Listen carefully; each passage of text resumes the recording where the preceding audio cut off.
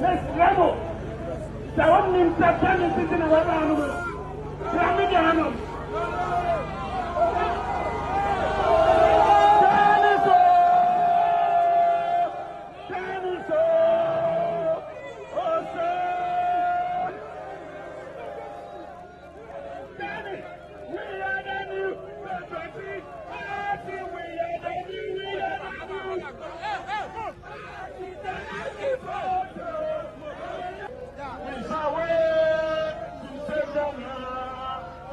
But that's a meaty bill condition, and the Anopanabé 1030 Canada, the surety training by Yoko, the Omo Krata, the bill bond of 50 million cedis, and so by Yoko for so Montana and Yamo Mobile.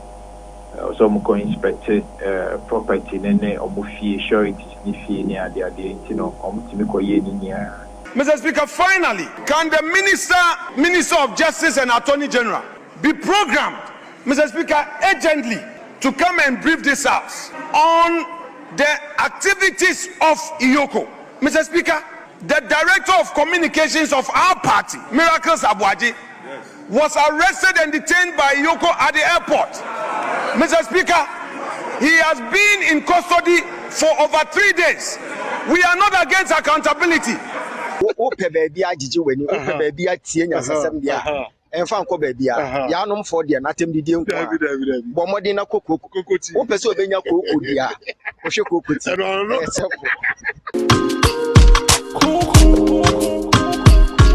Finally, Yoko are granted Dennis Miracle Aboagye bill after the back and forth Ninano.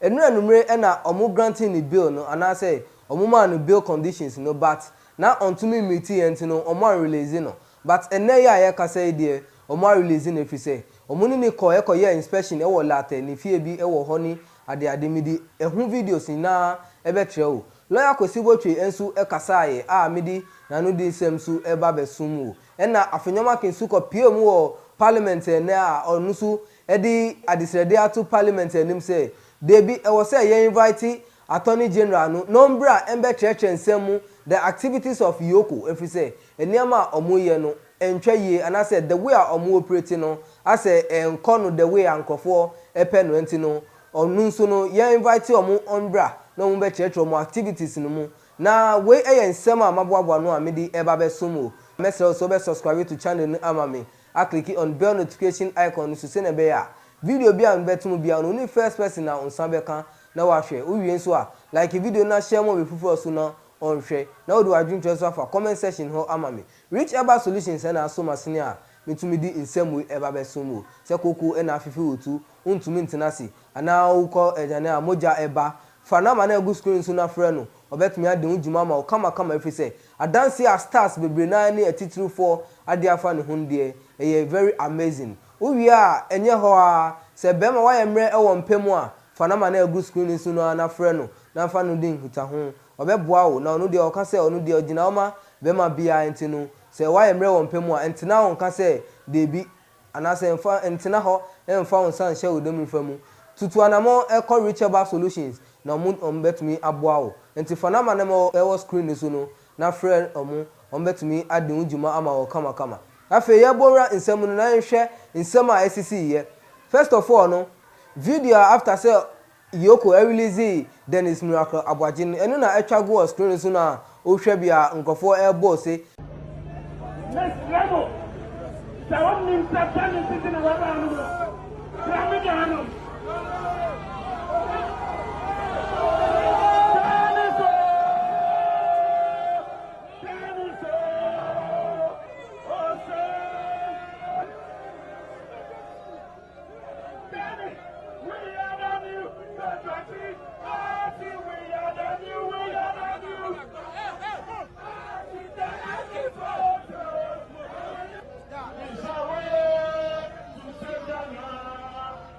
The way I Yoko for a handy Dennis Miracle Aboagye de man in crop for no ni nyina no na atwagu e was screen so no e na afen so no ni fie na omuko inspect ye no allegedly enu na e was screen so enu na ye infoni a na atwagu kire se enu e na omuko inspect ye no ni ade no ni nyina no enu na atwagu e was screen so no afei lawyer Kosibo trade in Sembi to judge say Debbie the bill conditions are mudima no crown na as a realistic if we say that amount 50 million any even the sureties na air 2 ombe that sureties no na komu ko fa him any ade ni nyina no de nsem no atudwa yentie ni bra ye ba Afenyo Markin nsem a ode to udwa e wo parliament no yakotie enu so aka ho medasi ability bill condition na they are no part of 1030 kada the sureties trading by Yoko they almost krata the bill bond of 50 million cedis na so by intino Yoko for no so omunte na nyama omobeye also mo inspect property nene omofie sureties ni fie ni ade intino omutimi ko ye ni nia the bobe 4 o'clock no mo ye se omoko he Dennis bebia on the bush and force of so ni ma yini ade ni so free kwapem latte njomo ko kwapem latte so ko share ho oh ma be drew about 45 minutes ago just before you begin komo ya mp na omo taking a personality note ne omo ye their friend profiling you know mo profiling omo the personal information be taking the fingerprint ni ade you know I'm sure say omo we exercise no mo ye ni dia na te di ni ho mo person omo di dia they should really do. Officially Magana frontier here one more bond kwadu one de the charges abono me patcho there be as at now there in fact charges beyond board it remains allegations now you go for the two press statements to the sooner but as at now there hasn't been any official charges against it as you can say again. And I'm more ben announcement she ben na my adwene say mo ba be ye na mo client ni din metimi sanity. Oh, once they say in the process now you know law enforcement you go for na money bail. You know, it's incumbent upon lawyers. The amount of clients bail are all two options. Either say overhena or fulfill bail conditions, na ma yija client, you know. And I say overquarter call the friend variation. The challenge is the law enforcement formal court bail because say high court you know supervisory jurisdiction and I say the original jurisdiction is one of these matters, you know. Obetimako high court to vary bail na you go for the amount, but in this circumstance, the first option. Say you be making sure say bit meet bill condition. Say I'm digging kind and probably 1030 na threshold is normal casting from about 2 months justified now.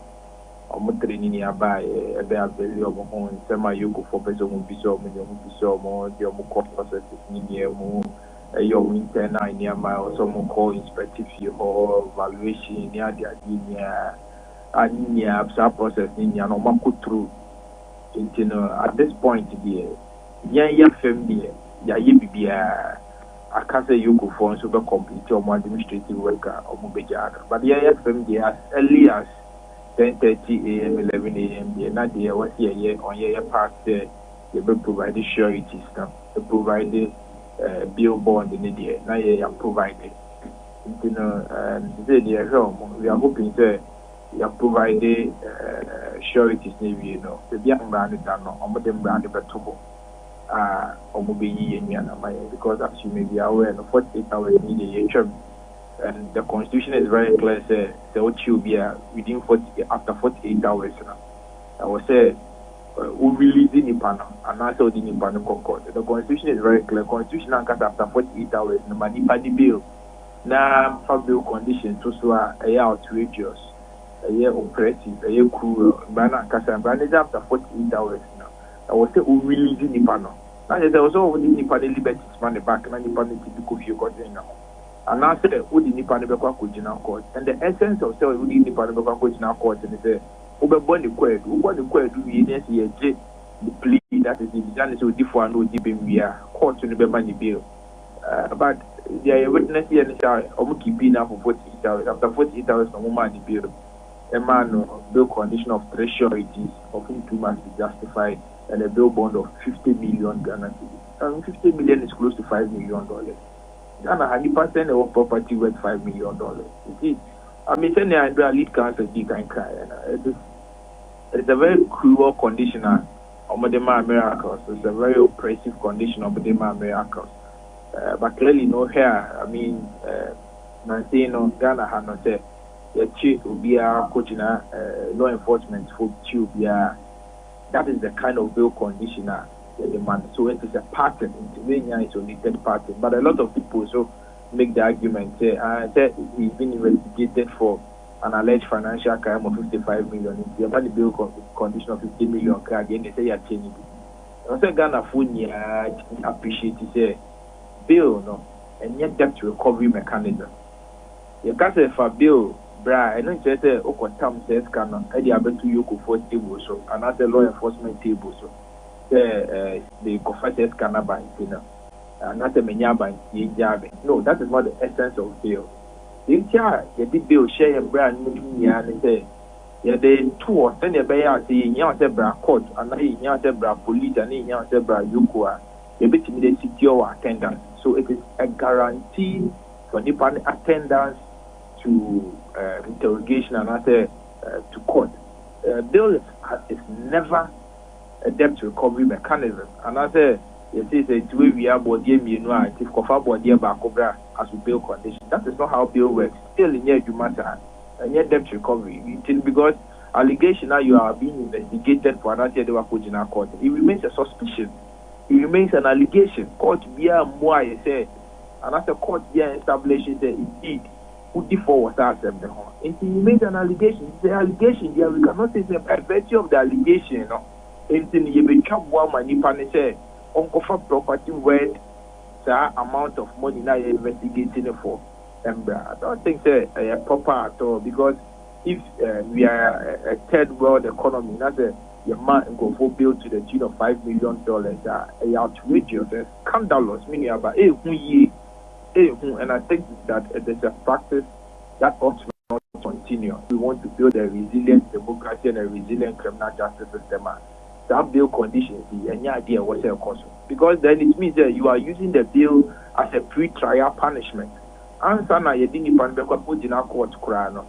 Daily yeah the not to. There are a lot of people who dance at home because they've not been able to meet their bill conditions. And so this is not a conversation about just about miracles, but it is something that you critically have to look at, of which miracles has been a victim of it. And it's very bad for our democracy.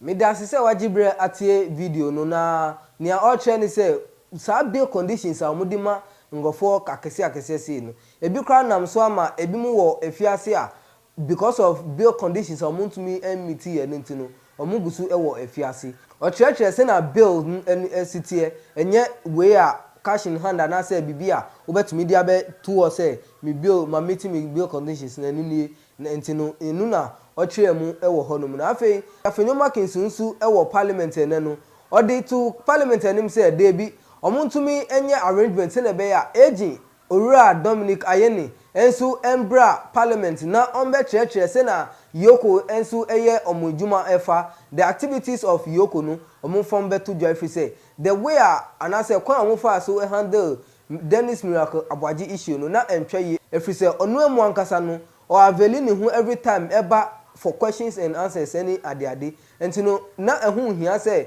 omumfa no fa this process mu entino omu invite attorney general embra number church activities of Yoko no mu insema onu so editu dwane.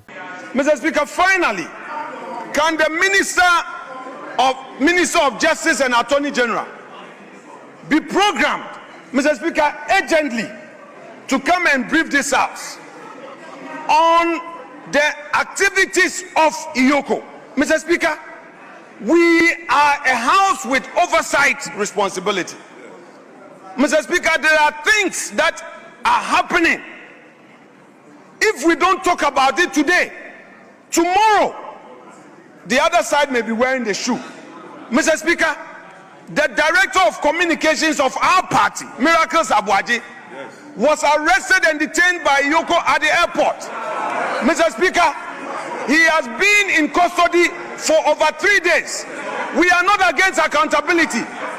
We are against the Rambo style. Mr. Speaker, our colleagues should not be up in arms. It can be them tomorrow. Mr. Speaker, what is happening to Miracle Aboagye is not good for our democracy. The Attorney General should come to this House and brief us of the situation, Yoko will arrest people if the person was in the country, has traveled, he's coming, then in a Rambo style, he's arrested. Mr. Speaker, at the airport, detained for over 3 days. Mr. Speaker, and now they are demanding properties worth 55 million cedis before he's granted bail. Let's be careful, my dear political colleagues. Let's be careful, Ghanaian political leaders. It can be somebody today. There is an election ahead. You can never tell. Don't let us encourage some of these excesses. And when we talk about it, don't look at it with a partisan lens. It can be you. Today, we hear what is happening at Gold Board. There are all manner of allegations at Gold Board. We know all manner of allegations in various state institutions. You are also in charge of the coffers. You are in charge of the press. Be careful. Don't ask somebody. He has a wife and children. Already the man was affected by the flood. He lost everything. He's already traumatized. Miracles Aboagye is already traumatized because of the flood. Then to worsen it, you detain him for 3 days and you say if he wants his freedom, he should bring properties worth 50 million cedis. How do you do this? And this is not something that must attract a partisan reaction. It is a human rights issue. The Attorney General must come to this house and brief us on what is happening. Mr. Speaker, it's not good for the politics of our country.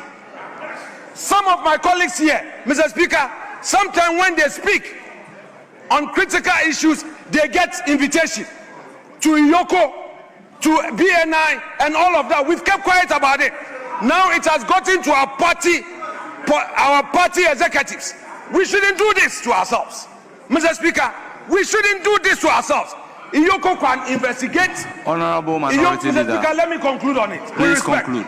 I'm concluding on it. Mr. Speaker, Yoko can investigate. Yoko can do its work with a human face. An invitation to Miracles Aboagye to appear before Yoko would have solved everything. In any event, the man was already attending upon them. Anytime they invited him, he was there. Why the Rambo star? Miracles Aboagye deserve justice. The country must not shut its eyes on the excesses by Yoko and Majority Leader. Please program the Attorney General. Minda say wajibre atie video no na December ko a MP before obia air grant interview a eda na no ane say kakran na power change a na NDC for be hu almost smoothness level omukusa nyina ehye omutremu enti no NDC for no de ni omuye no omunkoso na omunye omumfa kwan wesu na omumfa omuya say omu de be silence communicators no and I say MP before no the way omu bo NDC for echi no omu ya so ombe silence omu ni ade nanso emfa the more omu ye no na the more nso a omu so omu ba loudly ebe kasa enti no omu de ni omu kan ni say omu kusa she omu trimu na kakran na say brebre na 2028 ndru na power ensisa sanyami adum na ombe azumi power bioma ombe che NDC for say noko ye jime enti no we ensema medi ebe so mu mesel so di odin trebe fa comment section ho edi amami the way ensem no ekoso no na say the way Yoko handle issues no are you okay with it and fa comment section ho enfa mami we are like video na share more before so na on share subscribe the channel no mami na stay tuned for my next video bye bye mini Coco president Coco president one and the make issue Accra Kumasi highway so ni ejina no na and then oya me heavy fine enti move follow no na duro no e tough e heavy omo akasa nim wo amu nim ba me de manu atum ni dey na tese Coco si uto pa Coco no ba bi e wo bia na the president ni squad there oya one oya too much yes bye bye